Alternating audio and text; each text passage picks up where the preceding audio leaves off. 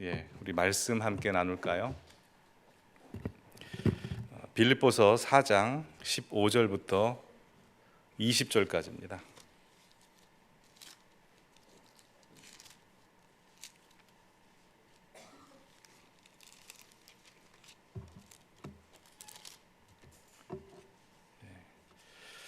우리 한 목소리로 봉독하도록 하겠습니다. 빌립보 사람들아, 너희도 알거니와 복음의 시초에 내가 마게도냐를 떠날 때 주고받은 내 일에 참여한 교회가 너희 외에 아무도 없었느니라. 데살로니가에 있을 때에도 너희가 한 번뿐 아니라 두 번이나 나의 쓸 것을 보내었도다. 내가 선물을 구함이 아니요 오직 너희에게 유익하도록 풍성한 열매를 구함이라. 내게는 모든 것이 있고 또 풍부한지라. 에바브로 디도 편에 너희가 준 것을 받았으므로 내가 풍족하니 이는 받으실 만한 향기로운 제물이요 하나님을 기쁘시게 한 것이라. 나의 하나님이 그리스도 예수 안에서 영광 가운데 그 풍성한 대로 너희 모든 쓸 것을 채우시리라. 하나님 곧 우리 아버지께 세세 무궁토록 영광을 돌릴지어다. 아멘. 여러분, 사람에 대한 서운한 마음이 생기고 더 나아가 상처받게 되는 경우를 보면 그 사람과 몸이 멀어졌을 때가 아니라 마음이 멀어졌을 때, 마음이 멀어졌다고 느껴질 때, 그때 상처를 받습니다. 저분이 몸만 멀어진 것이 아니라 마음까지 멀어졌구나라는 걸 알게 될 때 사람에 대한 실망과 절망, 상처를 받게 됐죠. 바울이 2차 선교 여행 중 유럽의 첫 교회, 마게도냐의 첫 도시인 빌립보 교회를 개척한 이후에 시간이 오래 흘러서 바울의 몸이 빌립보 교인들과 멀리 떨어져 로마 감옥에까지 이르게 됩니다. 아마 빌립보 교회가 바울을 향한 지속적인 섬김과 그 헌신을 아끼지 않았던 과거의 바울은 빌립보 교인들을 생각할 때마다 감사와 기쁨과 용기와 힘이 넘쳤을 겁니다. 왜냐하면 빌립보 교인들의 마음이 바울과 항상 함께 했을 거라고 느껴졌기 때문입니다. 그러나 웬일인지 시간이 한참 후에 지속적으로 오던 빌립보 교인들의 섬김과 헌신이 갑자기 끊어지자 바울의 마음이 무거워졌습니다. 바울의 마음이 무거워진 이유는 물질 자체가 오지 않아서가 아니라 그렇게 마음을 다해 주었던 빌립보 교인들의 마음이 혹시 나로부터 멀리 떨어진 것 아닌가 하는 생각이 들어섭니다. 근데 웬일입니까? 얼마 지나지 않아서 에바브로 디도 손을 통해서 그간 밀려왔던 빌립보 교회의 섬김, 물질이 바울의 손에 들려주게 된 겁니다. 바울이 그 물질을 받아들고 너무나 기뻤습니다. 물질 자체 때문에 기쁜 게 아니고 그 물질에 담긴 빌립보 교인들의 마음이 느껴졌습니다. 그들이 나를 떠나지 않았구나, 항상 나와 함께 했구나 라는 생각에 바울은 참을 수 없이 그 입에서 빌립보 교인들을 향한 감사와 축복과 간구의 말씀이 나옵니다. 그게 바로 오늘 본문을 읽은 빌립보서 4장 15절부터 20절까지 내용입니다. 그래서 오늘 본문 말씀은 총 두 가지로 나눌 수 있습니다. 첫 번째 부분은 바울을 섬긴 빌립보 교인들의 섬김의 자세가 나오고요. 두 번째는 그렇게 섬겼을 때 하나님께서 빌립보 교인들에게 어떤 복을 주셨는지가 나옵니다. 그래서 오늘은 짧게 이 두 부분을 세 단락으로 말씀을 드리도록 하겠습니다. 우리가 하나님을 섬길 때, 교회를 섬길 때 어떤 자세로 섬겨야 하고 그렇게 섬길 때 하나님이 어떤 복을 주실까요? 먼저 섬김의 자세부터 세 가지를 말씀드리겠습니다. 첫 번째로 우리가 빌립보 교회를 통해서 본받아야 될 섬김의 자세는 오늘부터, 지금부터 당장 섬기셔야 된다는 겁니다. 섬기시겠다는 성도님들 많이 만나 뵙니다. 근데 대부분 언젠가는 섬기겠다고 그러십니다. 근데 오늘부터, 지금, 당장 섬기시겠다는 분들은 극소수입니다. 빌립보 교인들은 언제부터 섬겼을까요? 15절 말씀 보여주시죠. 빌립보 사람들아, 너희도 알거니와 복음의 시초에 내가 마게도냐를 떠날 때 주고받는 내 일에 참여한 교회가 너희 외에 아무도 없었느니라 라고 해서 빌립보 교인들은 복음의 시초부터 섬겼다는 겁니다. 다른 교회들은 언젠가는 섬기겠다고 하는데 이 빌립보 교회만큼은 예수님을 믿은 즉시 섬겼다는 겁니다. 그래서 16절 보여주시면 데살로니가 있을 때도 너희가 한 번뿐 아니라 두 번씩이나 했을 것을 보내었도다라고 되어 있습니다. 여러분 마게도냐 교회 들어보셨죠? 마게도냐 지역에는 대표적인 세 교회가 있습니다. 빌립보 교회가 첫 교회고요. 두 번째가 데살로니가 교회, 세 번째가 베레아 교회입니다. 지도 보여주시면 바울이 1차 선교 여행을 마치고 이제 2차 선교 여행을 계획할 때 그의 선교 경로는 1차 선교 여행지를 방문하는 게 목적이었습니다.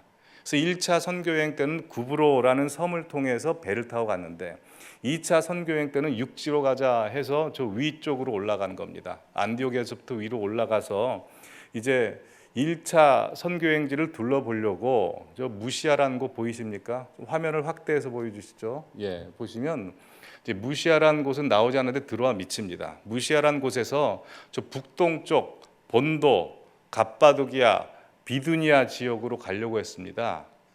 개척했던 교회들 돌아보고 그곳에 더 개척을 하려고요. 근데 무시아라는 곳에서 가려고 하는데 북동쪽으로 안 가지는 겁니다. 성경에 기록하길 예수의 영이 허락지 아니하더라라고 되어 있습니다. 성령께서 막으신 거죠. 무시하란 곳에서 말 그대로 성령이 무시한 겁니다. 그래서 어디로 가냐면 지도 보여주시면 드로아로 갑니다. 드로아로 가서 밤에 잠을 자는데 하나님께서 환상을 주시는 겁니다. 마게도냐 사람이 들어와 그러는 겁니다. 그래서 지명이 드로아가 된 겁니다.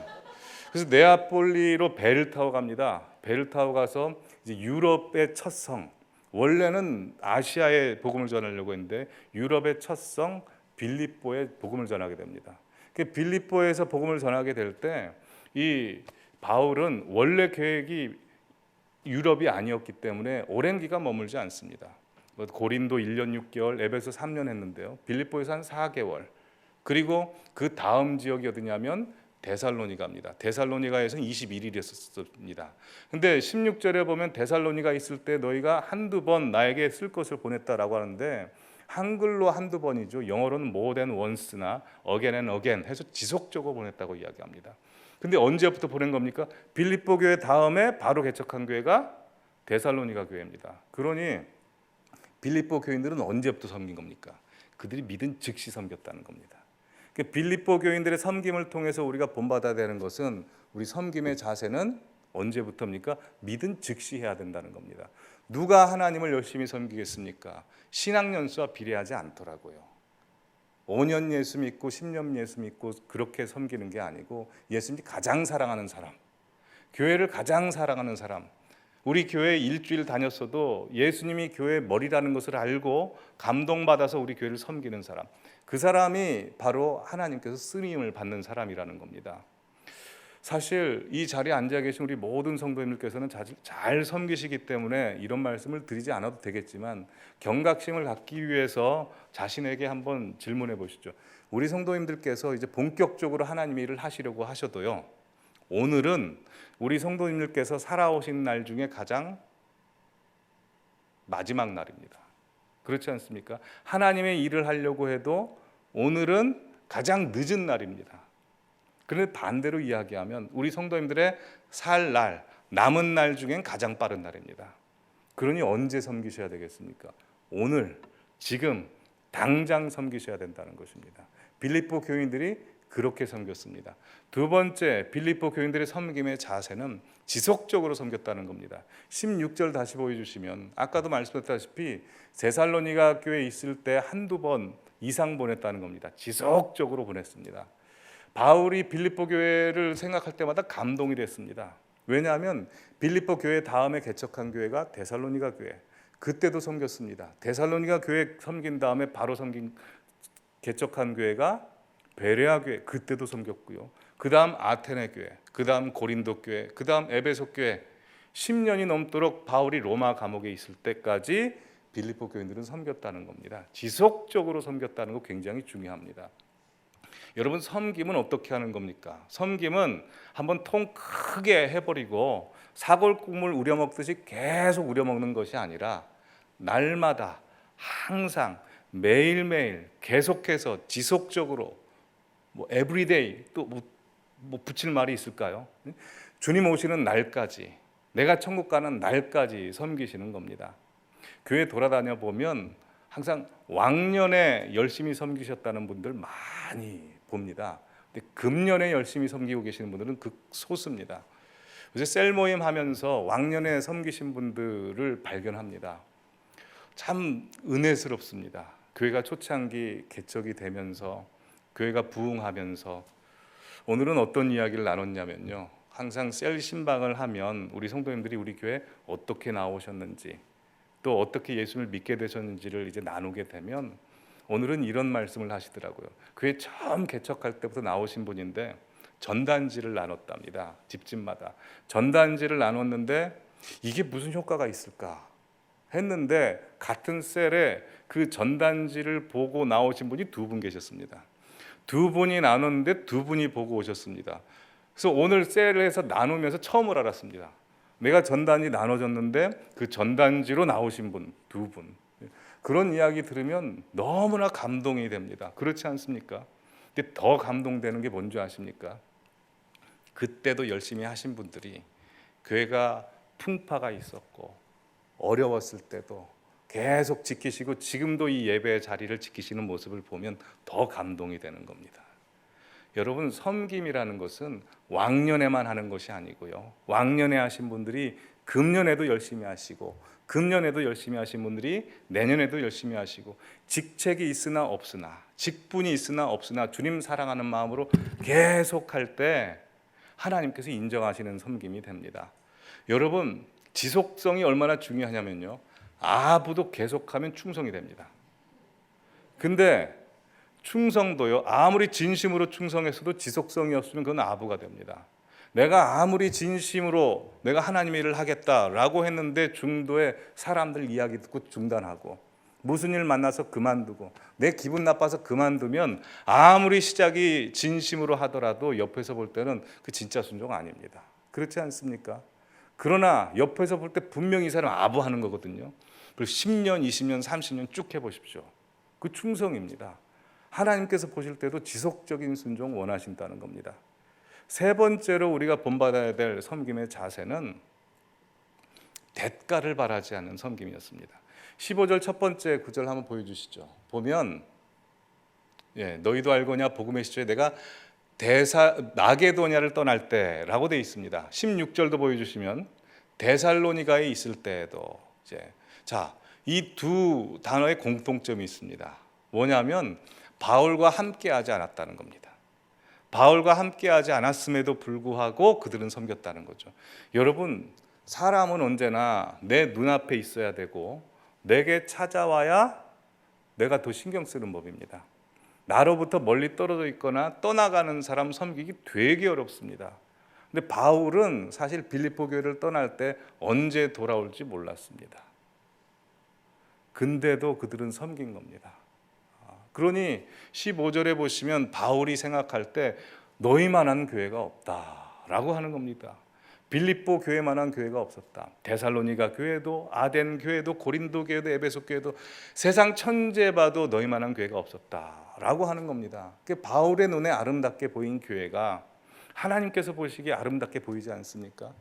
그러니 지금부터는 이제 바울이 그 아름다움과 그 벅찬 나머지 그의 입에서부터 이 빌립보 교인들을 향한 축복의 말씀이 터져 나옵니다. 이 축복 세 가지가 있습니다. 이 축복도 우리 성도님들께서 함께 누리시길 바랍니다. 첫 번째, 우리가 하나님을 아름답게 섬기면 하나님께서 우리에게 주시는 복은 우리 성도님들을 위해서 기도하는 사람들을 붙여주신다는 겁니다. 17절 보여주시죠. 내가 선물을 구함이 아니요 오직 너희에게 유익하도록 풍성한 열매를 구함이라 라고 되어 있습니다. 이 말은 뭐냐면 바울이 물질을 받아서 물질 속에 담겨진 빌립보 교인들의 마음을 느끼다 보니까 자기도 모르게 입에서 축복의 말이 터져나오고 기도하게 됐다라는 겁니다. 여러분, 이거 무시하시면 안 됩니다. 하나님께서 아브라함을 선택하실 때 뭘로 선택하십니까? You shall be a blessing. 너 축복이다 라고 말씀했습니다. 그러기에 아브라함을 대접하는 자는 하나님 대접하는 것처럼 여기겠다라고 하시는 겁니다. 그러니까 너를 축복하는 자에게는 내가 축복을 내리고 너를 저주하는 자에겐 내가 저주하리라 라고 하지 않습니까? 그러기에 바울을 섬기는 것을 통해서 하나님께서 자기를 섬기는 것처럼 보이셔서 하나님께서 그를 향해서 축복하시겠다는 겁니다. 아브라함 입에서 나오는 축복이 하나님의 축복이고 바울의 입에서 나오는 축복이 축복이라는 겁니다. 이 말을 바꿔보면 이렇게 바꿀 수 있죠. 우리 성도님들의 섬김을 통해서 기도 동역자를 만들어라 이거죠. 우리 성도님들께서 섬기시면 섬김을 받은 그 분이 기브앤테이크가 아니고요. 그 마음이 느껴지기 때문에 사람은 마음이 느껴지면 그냥 나오는 거 아닙니까? 선교사님들 입속에서 미자립 교회 목사님들 입속에서 우리 성도님들을 향한 기도의 언어가 터져 나옵니다. 우리 성도님들의 자녀를 위해서 기도하고요. 가정의 문제를 위해서 기도하고 사업을 위해서 기도할 겁니다. 그러니 빌립보 교인들이 섬김을 했던 것처럼 그 섬김의 자세로 말미암아 기도 동역자들을 확보하시기 바랍니다. 두 번째로 하나님께서 섬기는 자에게 주시는 축복은 우리 성도님들의 섬김을 하나님께서 받아버리신다는 겁니다. 향기로운 제물로 받으십니다. 18절 보여주시죠. 18절 다 함께 읽어보실까요? 시작.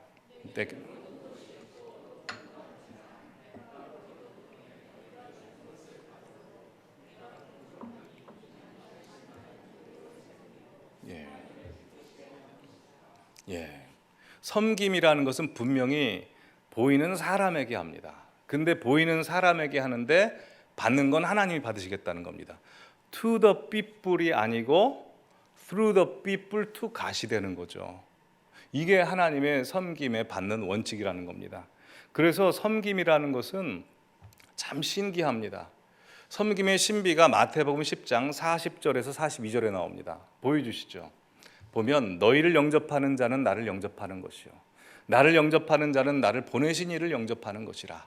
선지자의 이름으로 선지자를 영접하는 자는 선지자의 상을 받을 것이요 의인의 이름으로 의인을 영접하는 자는 의인의 상을 받을 것이요 또 누구든지 제자의 이름으로 이 작은 자 중에 하나에게 냉수 한 그릇이라도 주는 자는 내가 진실로 너에게 이르노니 그 사람이 결단코 상을 잃지 아니하리라 라고 되어 있습니다. 이 말은 무슨 말입니까? 나는 선지자도 아닙니다. 선지자 노릇도 안 했습니다. 근데 선지자에게 물 한 그릇 대접한 것을 통해서 하나님께서는 우리를 선지자 대우하시겠다는 겁니다. 말하자면 우리가 하나님 나라 시상 때 다 가는 겁니다. 그 마지막 날 시상 때 하나님께서 이제 선교사님들 상 주시려고 이제 시상식을 시작합니다. 선교사들 나와라라고 해서 이제 선교사님들 나가시고 우리는 선교사님들 축하하려고 박수 치려고 준비하고 있는데 잠깐 너도 나와야지. 저요? 저 선교사 안 했는데요. 아니야, 너 선교사야. 저 선교 사역도 안 했습니다. 아니야, 너 선교사님 식사 대접했잖아. 너 나와. 그래서 선교사가 받을 수 있는 상을 우리에게 주신다는 겁니다. 이게 하나님께서 주시는 상입니다. 우리 선교사님께서 가장 크게 아멘 하셨네요. 네. 네. 여러분 그러기에 하나님께서 우리 교회 해외 선교사님들 보내주시고요. 또 미자립 교회 목사님들 보내주시고 또 이 추운 겨울날 힘들고 어려운 단체들이 있습니다. 탈북 어린이 돕는 단체, 청소년들 돕는 단체. 그 단체들 생각나게 하시는 이유는 우리 보러 도우라는 의미보다도 하나님이 우리에게 향기 받고 싶으신 겁니다. 나를 통해서 재물 받고 싶으시다는 겁니다. 우리 성도님들께서 이번 연말이 가기 전까지 하나님께서 주시는 감동대로 미자립 교회 목사님들, 우리 선교사님들 많이 도우시길 바랍니다. 왜냐하면 그걸 통해서 하나님이 기뻐 받으시는 겁니다. 바울도 물질이 와서 기쁜 게 아닙니다. 빌립보 교인들의 마음이 느껴져서도 기쁘긴 하지만 더 기쁜 것은 바울을 섬긴 것을 하나님이 보시고 빌립보 교인들을 향해서 웃고 계시더라는 겁니다.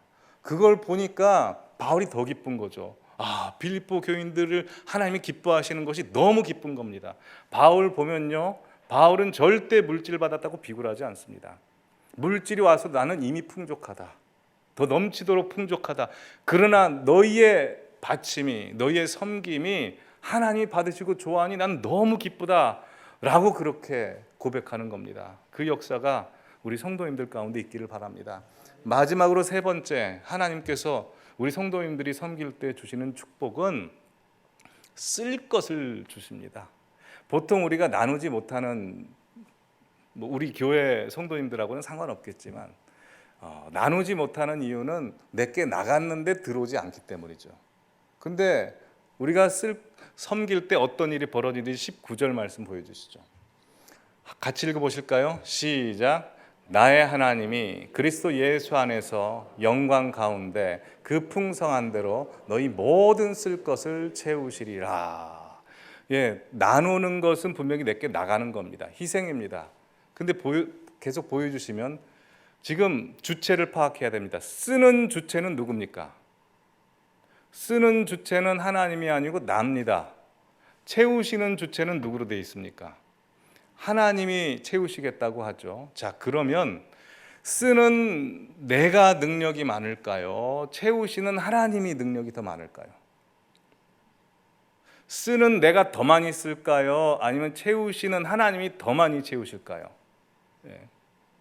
나눌 수 있는 것은 그 채우시는 하나님의 능력을 믿는 사람만 채우시는 것, 나눌 수 있는 것입니다. 보여주시면, 자, 하나님께서 우리의 쓸 것을 채우시는데 골라서 쓸 것을 채우시는 게 아니라 모든 쓸 것을 채우시리라. 또 그 풍성한 대로 쓸 것을 채우시리라 라고 약속했습니다. 하나님께서 우리에게 그렇게 채우신답니다. 사실 이 말씀을 준비하면서 저희 교회를 생각해 보면 마음이 따뜻합니다. 왜냐하면 아까도 말씀드렸다시피 저희 교회는 교회 크기에 비해서, 규모에 비해서 정말 많은 분들을 돕고 있기 때문이고, 또 지난날 돌아보면 우리 교회가 어려웠을 때 뿐만 아니라 해외 금융위기가 왔을 때도 다른 교회는 선교비에서 많이 감축을 했는데 저희 교회는 그래도 끝까지 유지하고 지속해서 섬김의 모습을 보였다는 것 제가 듣고 알고 있습니다. 하나님께서 얼마나 기쁘게 보셨을까요? 무엇보다도 저는 압니다. 우리 교회 성도님들 중에는 이게 정말 하나님의 뜻이고 이게 정말 하나님께서 원하시는 일이라고 생각하시면 정말 손발 다 걷어붙이고 모든 것 헌신적으로 하실 분들이 많다는 것 압니다.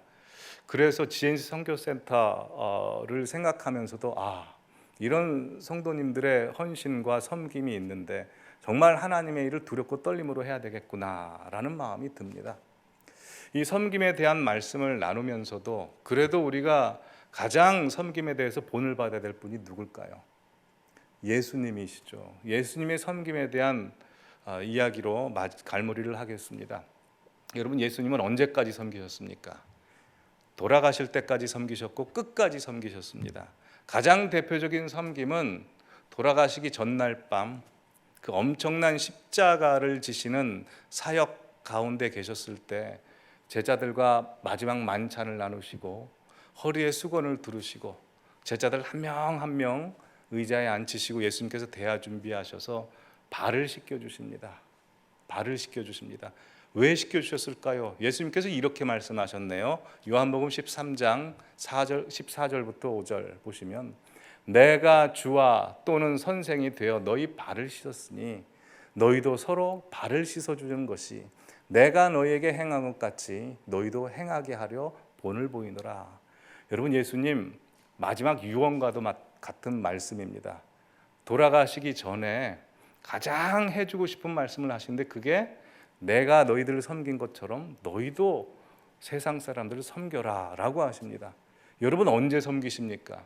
내일이면 십자가에 달려 돌아가실 때입니다. 여러분, 사람은 몸이 아프거나 마음이 무너지거나 내면이 힘들면 남이 쓸 것, 남이 필요한 거 안 보입니다. 자기밖에 안 보이죠. 예수님께서는 그 엄청난 십자가 사역 앞에서도 지금 섬기라고 말씀하십니다. 우리 보러 어떻게 살라고 말씀하시는 거죠. 그래서 예수님께서 발을 씻겨주십니다. 발을 씻겨주시는데 누구의 발입니까? 가룟 유다의 발입니다. 은 30냥으로 예수님의 팔, 가룟 유다의 발. 베드로의 발입니다. 아주 무서운 말로 예수님을 저주하고 배신하는 베드로의 발. 그리고 몇 시간 후면 예수님이 체포당하시면 다 도망가 버릴 제자들의 발을 씻기십니다. 예수님 다 아셨습니다. 누가 내 마음을 아프게 하고 배신을 하고 상처를 주고 내 마음을 고통스럽게 할지 다 알고 계셨습니다. 그럼에도 불구하고 예수님께서는 그 발을 씻겨주십니다. 왜 씻겨주셨습니까? 내가 섬긴 것처럼 너희도 섬겨라 라는 겁니다. 그러게 우리가 예수님의 섬김의 모습을 본받아야 됩니다.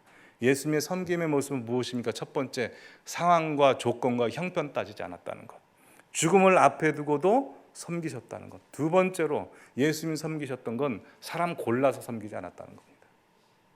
섬김을 받을 만한 사람, 투자할 만한 사람, 나에게 은혜를 베풀 만한 사람 골라서 섬기지 않고요, 다 섬기셨다는 겁니다. 마르틴 루터가 이렇게 얘기했습니다. 예수님께서는 사랑할 만한 사람을 찾아다니시지 않는다. 사랑할 만한 사람을 창조해 버리신다. 이 말씀이 무슨 말일까요? 이 세상 모든 사람들은 하나님께서 창조하셨습니다. 그러기에 이 세상 모든 사람들은 다 섬김을 받을 만한 대상이라는 겁니다. 그 섬김을 우리가 본받았으면 좋겠습니다. 예수님께서 세상 떠나시기 전에, 십자가 지시기 전에 우리에게 마지막 유언과도 같은 말씀입니다. 좋은 찬양이 있습니다. 우리 수요예배 찬양대가 부른 아름다운 찬양인데요, 가사를 보여주시면 섬김이라는 찬양입니다. 특별히 우리 류재진 형제에게 특송을 좀 부탁드렸습니다. 가사를 보시면 하늘 영광 다 버리고 낮은 이곳에 내려오신 주, 죽기까지 나를 사랑하신 그 사랑 얼마나 크신지, 우리가 높아지면 그가 낮추시리, 우리가 낮아지면 그가 높이시리. 하나님이 원하시는 세상으로 나 자신을 낮추는 섬김으로 내 발을 닦아주사 먼저 섬기시고 서로 사랑하라고 말씀하시었네. 하나님 원하시는 세상으로 나 자신을 드리는 섬김의 모습이 되길. 우리가 기도하는 마음으로 이 찬송 듣고 다 함께 기도하시겠습니다.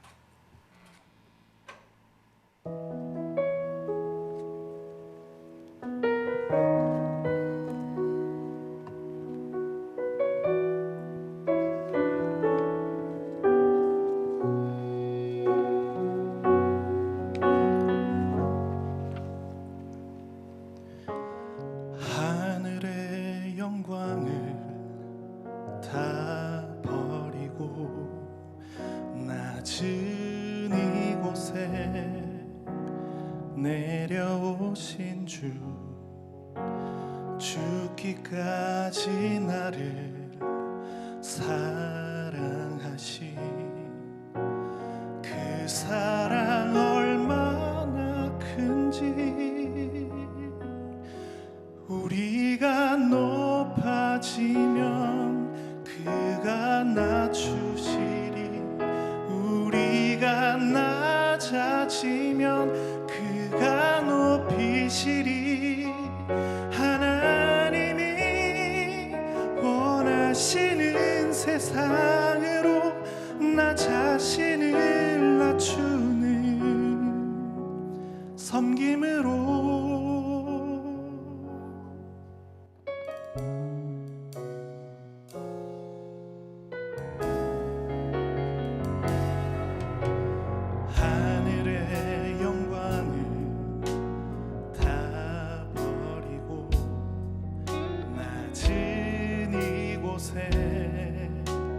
내려오신 주,